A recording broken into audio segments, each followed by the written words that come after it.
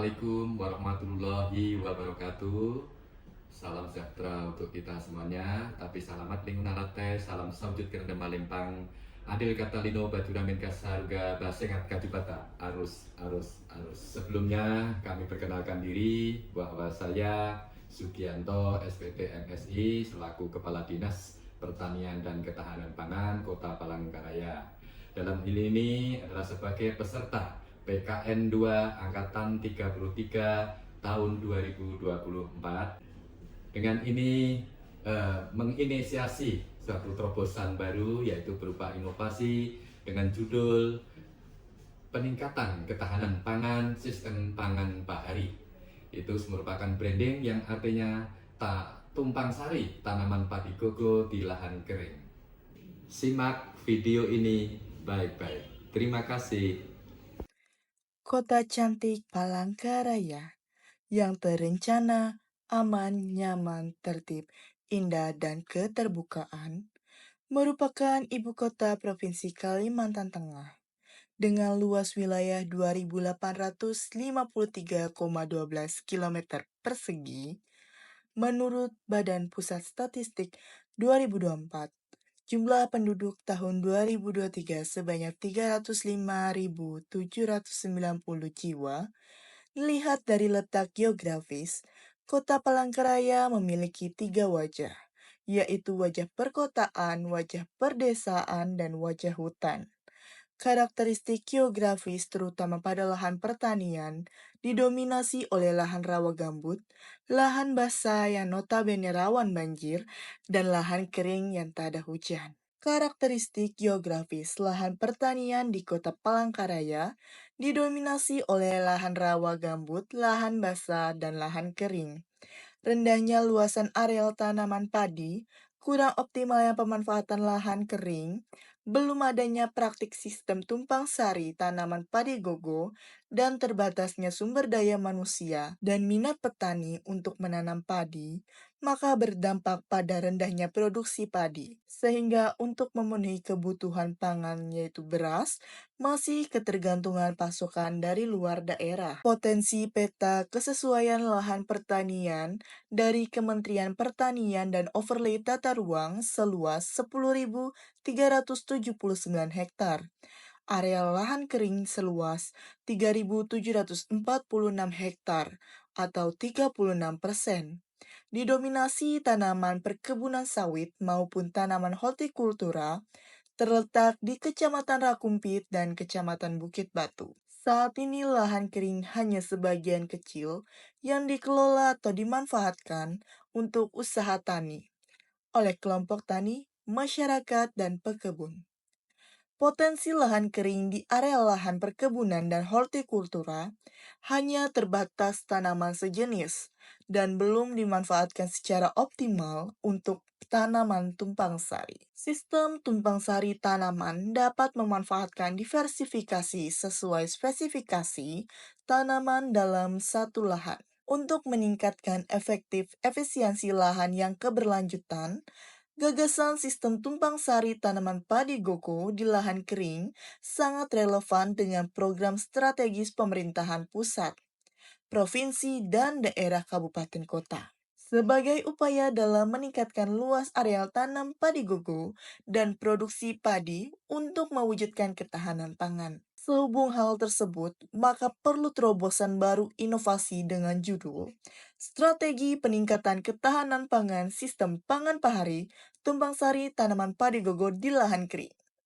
Sistem tumpang sari intercropping dengan tanaman padi gogo menjadi salah satu alternatif potensial untuk meningkatkan produksi pangan, terutama di wilayah karakteristik lahan kering atau tak ada hujan.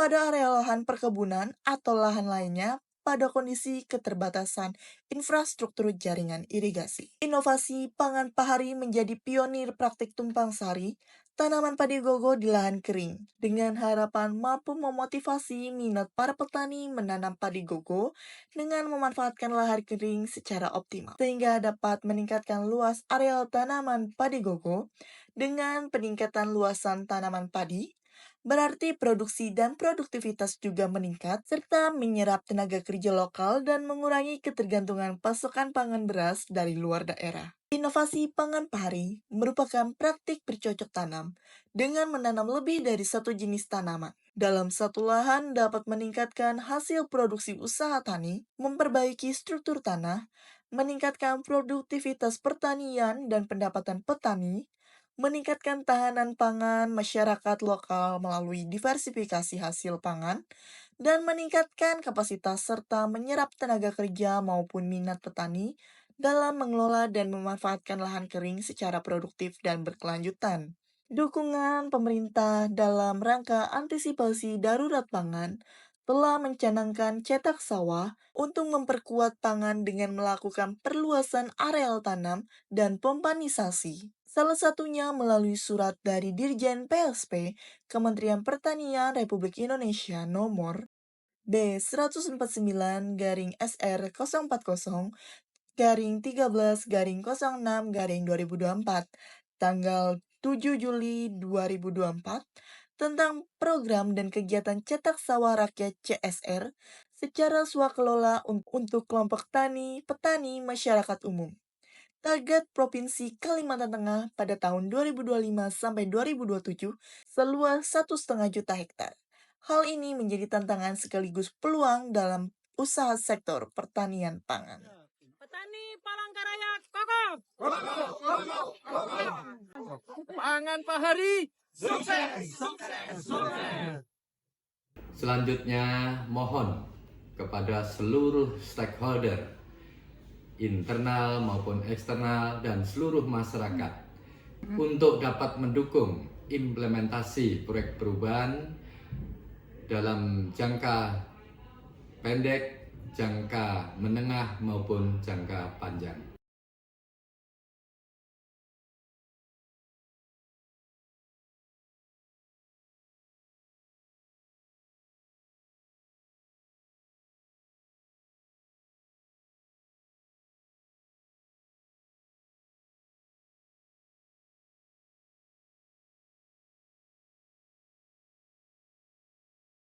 Selamat pagi, saya Dr. Teddy Dirhamsyah, Direktur Pembiayaan Pertanian, Direktorat Jenderal Sarana dan Prasarana Kementerian Pertanian, mendukung proper yang dilaksanakan oleh Bapak Kadis Pertanian dan Ketahanan Pangan Kota Palangkaraya, Provinsi Kalimantan Tengah yang berjudul Strategi Peningkatan Ketahanan Pangan Sistem Pangan Pahari, Tumpang Sari Tanaman Padi Gogo di Lahan Kering. Saya kira ini suatu terobosan yang luar biasa karena penting padi gogo itu untuk mendukung ketahanan pangan di Indonesia. Terima kasih, selamat pagi. Sukses Pak Kadis. Bismillahirrahmanirrahim. Assalamualaikum warahmatullahi wabarakatuh. Saya Subandi, Ketua DPRD Kota Palangkaraya, mendukung kegiatan yang dilakukan oleh Bapak Sugianto. Wijayanto, pemimpin wilayah Bulog Kalimantan Tengah. Saya mendukung strategi peningkatan ketahanan pangan sistem pangan pahari. Dan nanti apabila hasilnya surplus, kami siap menyerap hasil panennya. Dalam rangka mendukung misi Asta Cita, yaitu ada 8 misi, salah satunya adalah ketahanan pangan. Dalam mewujudkan bahwa Indonesia harus terwujud swasembada pangan.